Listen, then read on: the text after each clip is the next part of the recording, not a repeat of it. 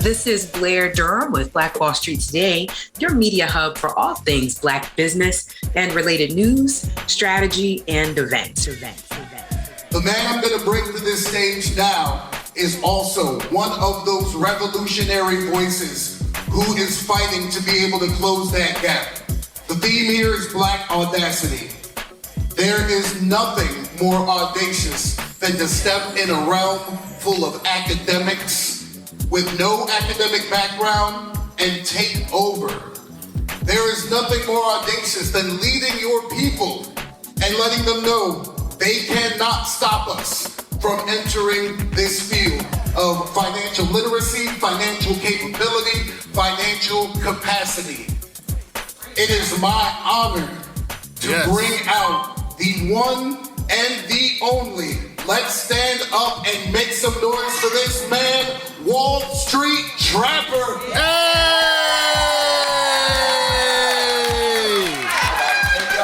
Hey! What? Yay! Woo! How y'all feeling? All right. I'm so honored just to be here. I definitely don't take none of these stages light. I understand the importance of what we doing, what we aspire to do, but most importantly, what we have the capabilities of doing. It's my first time in VA. Welcome. Welcome. Welcome. It's my first time, and I had a situation this morning where my barber got sick, and I was like, it's all right. I'm in VA. It's gonna work out. And so I wound up getting involved this morning, and I was talking to him this morning, and he truly like solidified why we are here. It was excellent satisfying. I DM'd him. I said, hey man, I need a haircut. Can you meet me in my room? He's like, no problem, Trap. He came, cut my hair. In the minute of cutting my hair, he shows me a brush that he created with the cologne in the inside for men. Right? And I said, that's audacity. Yeah. I said, that's audacity to disrupt the current status quo. And so what I want y'all to understand why we here today. First of all, again, I am thankful for you all to have me here. But the reason why we are here today is because we come to renegotiate a contract. Ashe. We've come to renegotiate that. We've come to disrupt that status quo that has consistently undermined and consistently deliberately dismantled the belief system that we have in building wealth in this country. I want you to understand when I say deliberately, consistently, repetitiously work that chipping away and dismantling our belief systems. So when I think about Virginia, I'm like, okay, like this is so essential to the progress of Black people in America. Ashe. So we look at people like Oliver Hill, Brown versus the Board of Education. Pivotal moment in our culture that often gets overlooked. Fighting the system so that we can be educated properly. Because he understood that information is the fertilizer to our wealth. The information that you fertilize, the information disrupts the soil, and the information gives birth to a new beginning. Disruption. And then we look at a beautiful woman by the name of Maggie L. Walker. Yes. Disruptive. Audacity. Becomes the first Black woman. So not only does she disrupt the racial part of it, she also disrupts the gender part of it. Putting us in position to say this is how we disrupt the status quo. And then we get a young entrepreneur by the name of P.V. Young, who has the audacity to say the news and the representation of my people needs to be told in a different light. So he creates the biggest Black-owned express the world in Virginia. So when I look at that, I say, oh, this is culturally embedded in this system. This is rich soil we standing on. This rich, this fertile. But are we good seeds? Are we good seeds? And the one thing I've learned about a good seed is it has the potential. Let's talk about the potential before we even get into anything. So we looking at an acorn, we see the acorn, but if we don't understand what it is, we disregard the potential it has to be an oak tree. So we look at an acorn sometimes and we kick it up the street and we don't really pay it no attention. We might step on it. We might pick it up and throw it. And you where I'm from, you're lucky to even see the acorn. That's a whole nother story. But the problem is we disregard the potential in the acorn. And then we disregard what it takes for the acorn to become the force of an oak tree. How many of us seen an oak tree before? You ain't just moving no oak tree. No. You ain't just like pushing an oak tree. The important part about an oak tree is not just the potential, what is it rooted to? So let me ask you, how deep are your roots to what you say you want? The work you put in will validate your faith in something. And what I've learned about validation, what I've learned about disruption is everybody in here, via entrepreneur, via wealth builder, what I've learned about that journey is you must be able to make a decision in the moment where you disregard your old belief system and adapt a new one. I don't think we understand that. Like you must be able to disregard the old belief system. Okay, let's make this make sense. Okay. So we already said that in the beginning, we said that deliberately dismantling your belief system.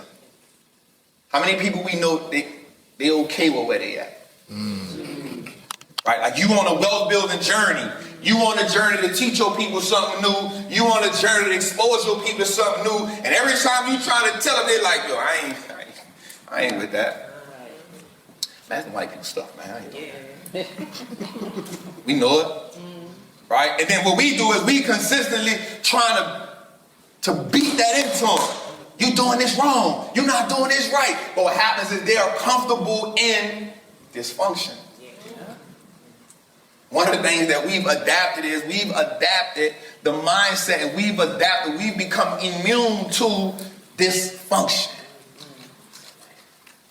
And so now when you're trying to be functional, you look crazy to dysfunctional people. You're like, I ain't crazy. You look crazy. But to dysfunction, so here's the thing, when anytime we are walking in anything other than what we are supposed to be in, we are walking in dysfunction. Say that again. So I want you to understand we are here. This weekend represents something so amazing. This weekend represents a shift in that status quo. This weekend represents the stance that we take. So I come to you today daring you to challenge that dysfunction. I come to you today saying that the wealth that you build, the business that you build must be a cathedral that restores freedom. Yes, yes, yes. The portfolios that you put together, the assets that you gather, they must be a storehouse of shelter, but not just for you. One of our biggest issues and one of our biggest problems is we walk through the journey acting like an individual entity. This is what I want to do. This is what I plan to do. And here's where we walk into dysfunction at. Because the other ethnic groups that have consistently, the other ethnic groups that have generationally put their counterparts and the generation, they never walk for themselves. They've always thought about the people that come come behind them, even the ones they will never see. We don't think that far. Because for us, it takes so hard and it takes so long. It's so frustrating for us just to get to break even. To break even. That I'm tired. That I've done it all. I've maximized my effort. What happens when your best ain't enough? Then you must do what's required. When what's required is more than your best, you got to be willing to move forward. How do you break that gravitational pull? That thing that anchors you to where you come from. The thing that anchors you from the failure. The thing that anchors you to your financial trauma. How do you move forward? So I'm not like the most scientific person. Like, I'm from the hood. Born and raised, right? Like, so when you speaking about science, the furthest I can go is probably like Bill Nye the Science Guy, right? That's the best. It's the best you're gonna get out of me. Once that stopped coming on, my fascination with science ended. But what I did realize was that science says that in order to break the gravitational pull of something, you have to further the distance between the two objects. You gotta get past that. Now the thing about furthering that distance between gravity, what we understand is that gravity doesn't just let you move forward. The gravitational pull means that we must go against the grain. We must go against the force. That won't be easy. We gotta move forward. Forcefully overriding weak answers, reestablishing dedication. Forcefully overriding weak answers, reestablishing dedication. Forward. What does forward look like? So we think about forward. I always like to use the Bible because the Bible has so many amazing stories in it that we can relate to. Forward. Gravitational pull. That brings me to the Israelites. The Israelites, they frustrated. They fatigued. They mad. Tired of making bricks without straw. Pharaoh got me working 18 hours a day. I can't be happily married because I'm a slave. So Moses comes along and he has this vision. Let my people go, Pharaoh. And the people want that. But what happens when they get in the middle of the desert and the gravitational pull of where they come from is greater than where they said they won't go at? What happens? Moses, have you brought us to the desert to die? Are there not graves in Egypt, Moses? The gravitational pull. The connected to dysfunction, the connectedness to trauma. So now we trauma bonding. Moses, what is this manna that you give us?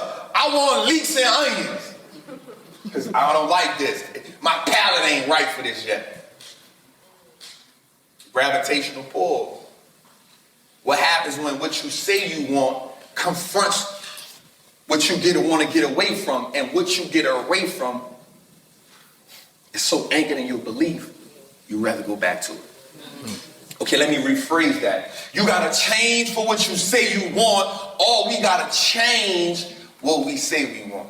Okay, let me dig a little deeper with that. Your dedication to the progress determines the process. Okay, let's do it. What happens when the feeling that we say we want something is no longer there, and all we gotta do is commit, but we don't got the commitment because we used to dysfunction. Now you gotta have the audacity. That's what today is about. Like, listen, I saw y'all last night. Y'all looked amazing. I was trying to figure if I could wear my jumpsuit, and I was like, I don't think. I said, Jose, we ain't fit for the fight tonight. we ain't dressed. Then you had Queen Ashley Ann there. I know I can't go in there with her. She killing it. So I said, we gonna just stick to the hotel room. We gonna just order legal seafood and come. We good for the night, bro. That's our cadence tonight. All right? They look amazing up in there.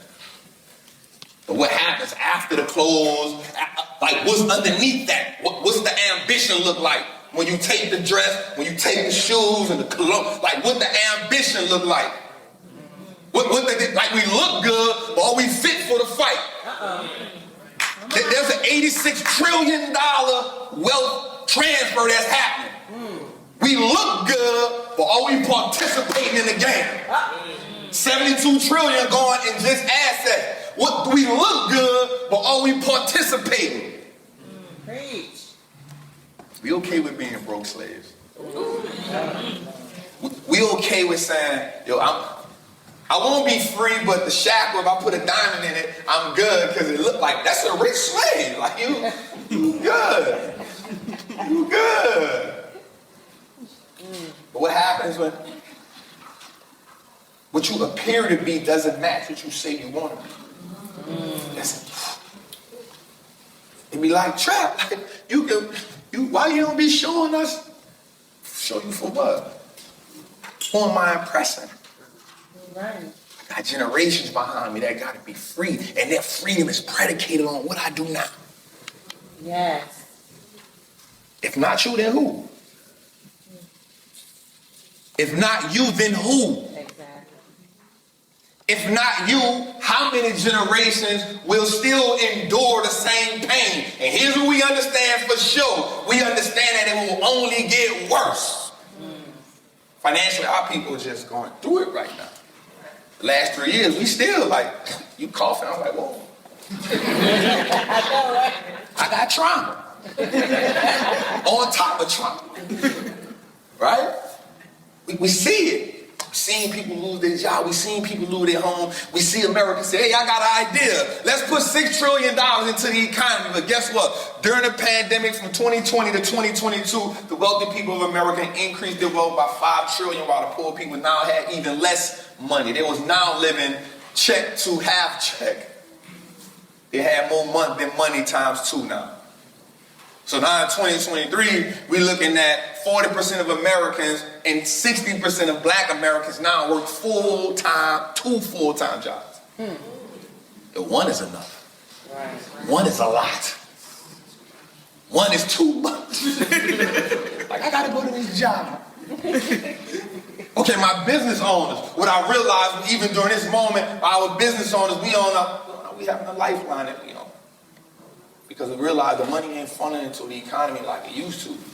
So a lot of people I saw saying they were 6 and 7 figure earners, now they just look like it, but they ain't it at the core. At the core, they 9 to 5. And ain't nothing wrong with that, but what happens is when we ain't equipped for the battle, how we gonna win the war? So the information becomes the artillery that helps us win the war. Are you fit for the fight? Do you have the audacity? That's a key word today. Audacity.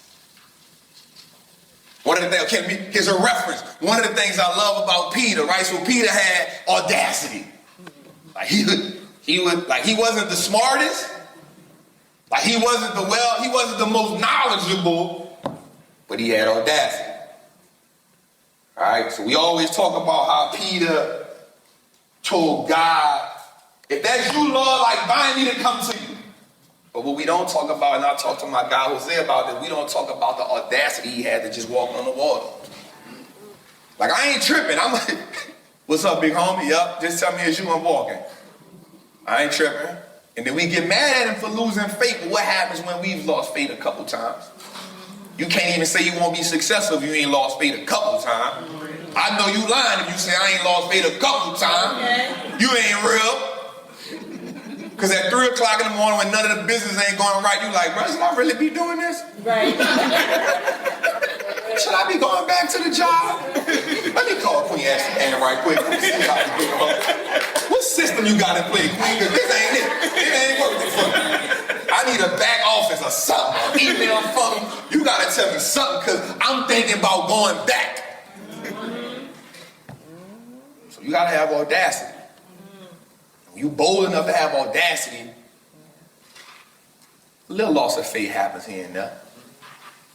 That's why we got to keep going forward. Because the last part of forward was reestablishing discipline. Reestablishing. Proverbs 10:4, diligent hands build wealth. Diligent. It didn't say the strongest. It said diligent. What is diligent? Consistently doing an act until I get it right. Diligent. We ain't diligent enough on the process. We ain't diligent. And let me tell you something. All my successful people know this. Consistency ain't enough. Because you can consistently do the wrong thing. Yeah. Right. Am I lying? You can consistently do the wrong thing. So now we got to outbox. We got to be bold enough to think outside the same box that's prisoned us. We got to be bold enough to go outside of what we thought was right. We got to be bold enough to say, I don't know. We got to be bold enough because what happens in a world of 100% knowledge, 10% of it we know, 10% of it we don't know, and now that's 80% of the things that we do not know, and the 80% that will take it to the next level, but we ain't bold enough to say I don't know because it looks good saying and acting and feeling and perpetrating like we do. Oh, I know. Y'all know the people. Every time you bring them an idea, they, oh, I was just about to do that. I know. You know, you can do this. Oh, I just had that conversation with my... What? What you paying me for? You know, I just thought about that right before I got on this call. You know, I just had that dream the other day. The Lord gave me this dream. Yeah. So let me take y'all back for a little second to tell y'all how we feeling. All right. How we feel? Let's clap, y'all.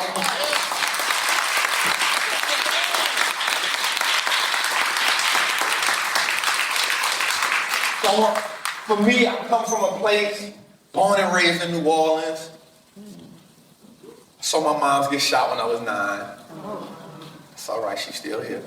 Oh, yeah. Thank God for that. But what happened was, after that, I understood in my mind, for some reason, violence then became acceptable. We're talking about deliberately dismantling beliefs. So I was put in an environment where I felt like a certain way to act, a certain way of thinking. I went from, I don't want to thrive, I just know what it takes to survive. Those are two different thought processes. And so then at 16, I go to prison for attempt murder. Why? Because violence was a prerequisite to survive. At least I thought. But then in prison, of all places, Trap get exposed to the stock market by a prisoner. That tells me I'm playing the wrong game, but he's sitting there with me. Tell me how that makes sense. God, you be doing the thing. You have a mysterious way of awakening us. So a seed was planted. He said, Trap, y'all playing the wrong game. I said, what you mean we? Mind you, was a white man. So I don't know. I was like, what? Bro, you in here with me. What you talking about? But he showed me something.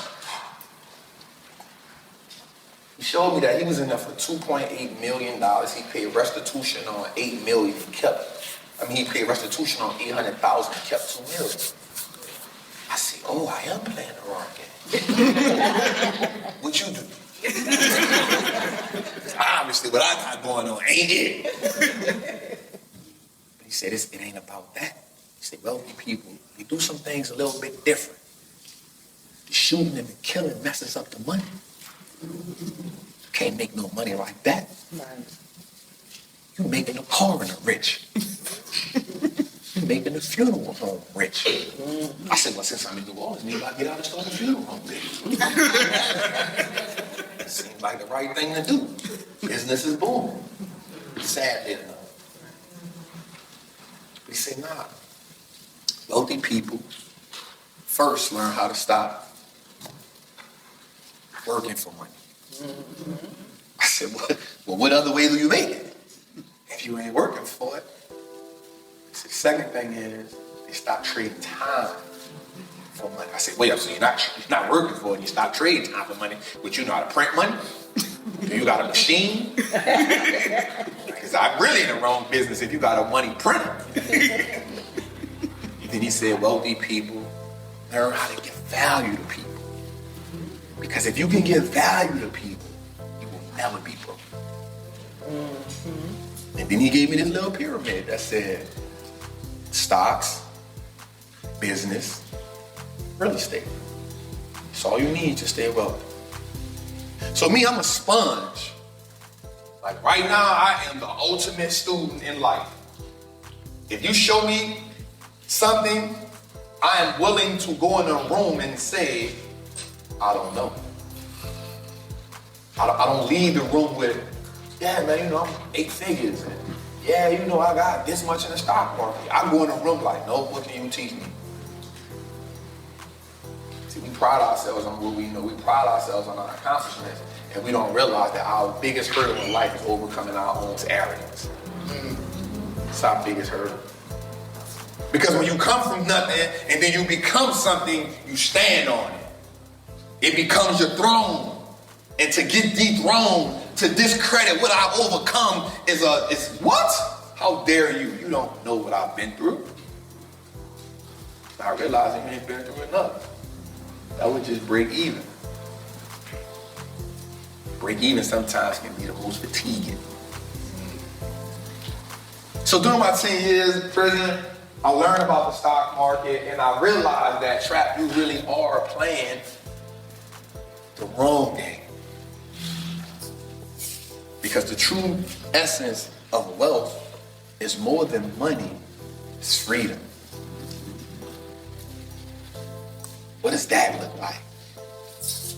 Freedom of time, freedom of location. How many of us, you know, we took a vacation and you gotta get back to the business. Or you gotta leave the vacation early because you gotta get back to the job. You ain't got enough.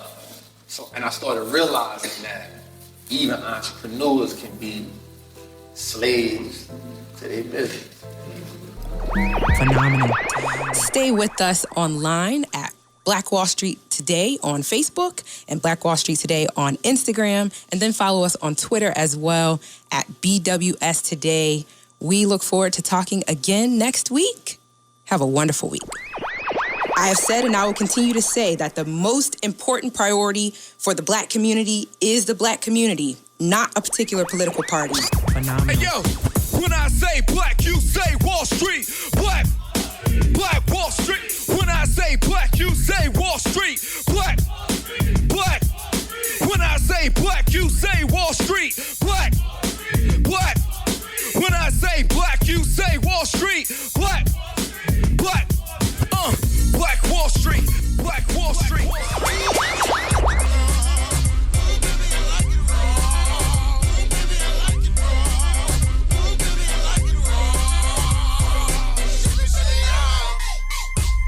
Phenomenal.